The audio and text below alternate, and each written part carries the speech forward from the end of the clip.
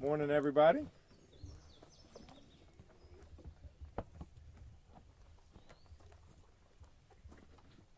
I'm Josh Stein. I am pleased to be joined here by Secretary of Commerce Lee Lilly, Brian King, the Chair of the Rutherford County Commission. I also see Lieutenant Governor Walter Dalton here. Good to be with you. And pleased that Greg Hicks from the Forest Service is here. Of course, we're at the location that Tessa Mayo, this is Carolina Domes, correct? Yes, that's correct. They are hosting us here today, and what a beautiful, beautiful spot on this earth that you have. As you'll hear, Carolina Domes was hit hard by Hurricane Helene last September. They've been working really hard to recover ever since then. As I understand, the words are they are surviving but not yet thriving. And we want for them and all small businesses in Western North Carolina to thrive. My team has been working hard with the Dogwood Health Trust and the Duke Endowment to award more than 2,000 small business grants, and I'm proud that Carolina Domes is one of the recipients of that program. You are turning those funds toward recovery immediately, which is what we want. We, the state and the federal government, need to approach recovery with the same urgency, the same spirit of immediacy that Carolina Domes is.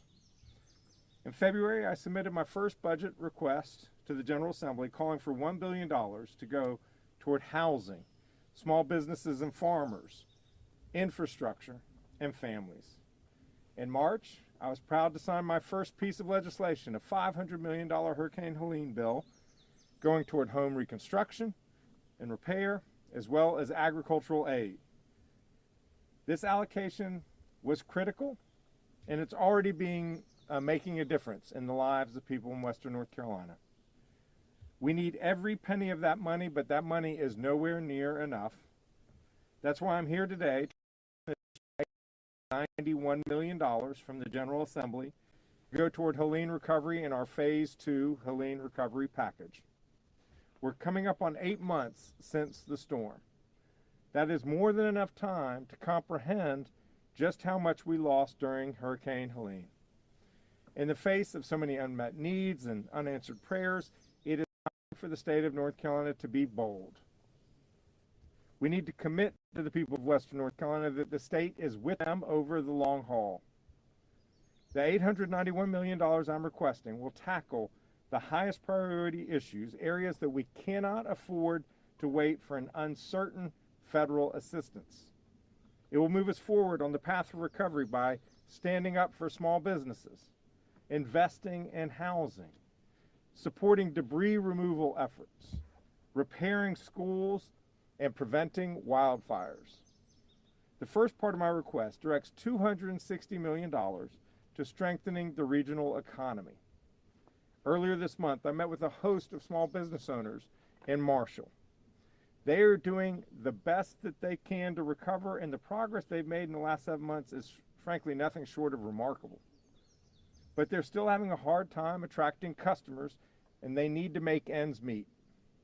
As I mentioned, our partnership has already awarded $55 million in small business grants that are helping get doors open and people re-employed. Even with more than the 2,000 businesses that are funding, businesses like Carolina Domes, 2.5 times other applied for funding and were turned away because of a lack of sufficient resources. 2,000 got granted, 5,000 were denied. The need is still great. My budget requests small business assistance by offering forgivable loans and by assistance through the Department of Revenue.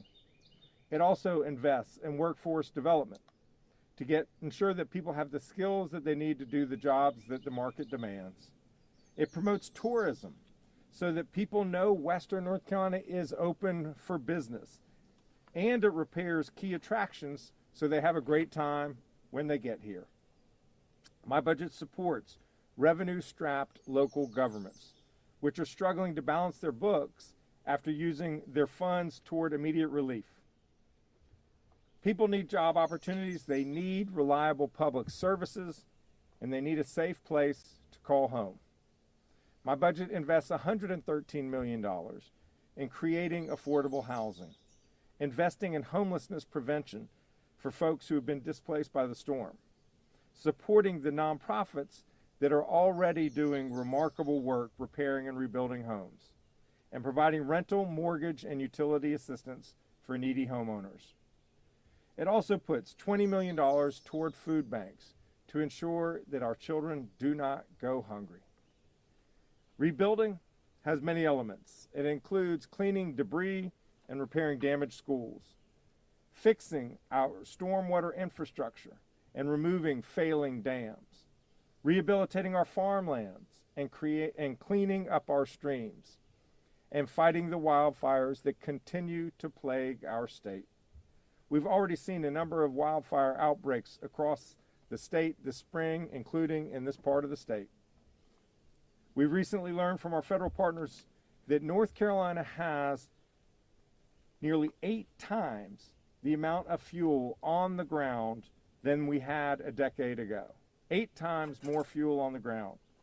North Carolina is projected to have the highest risk of wildfires in the United States over the next year.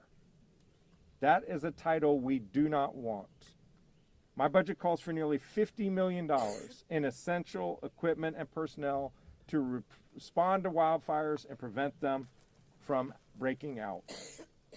The final part of my budget request is related to federal funding. Many streams of federal support require a state matching component. The Department of Public Safety projects that our state will ultimately need to invest about $1 billion to unlock all of the federal assistance programs that we need. So for now, I'm proposing that we appropriate another $100 million to make sure that we continue to leverage the federal funds and keep them flowing into our state.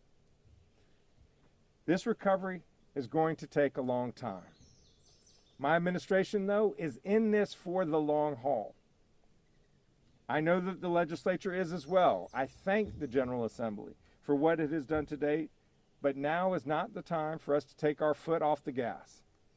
We have to continue to invest in Western North Carolina so that it can come back stronger than ever, and sooner the better. I look forward to partnering with the General Assembly to pass this budget proposal. We've done this before and we will do it again. So let's come together. Let's stand up for the people of Western North Carolina. Thank you. It's now my pleasure to bring forward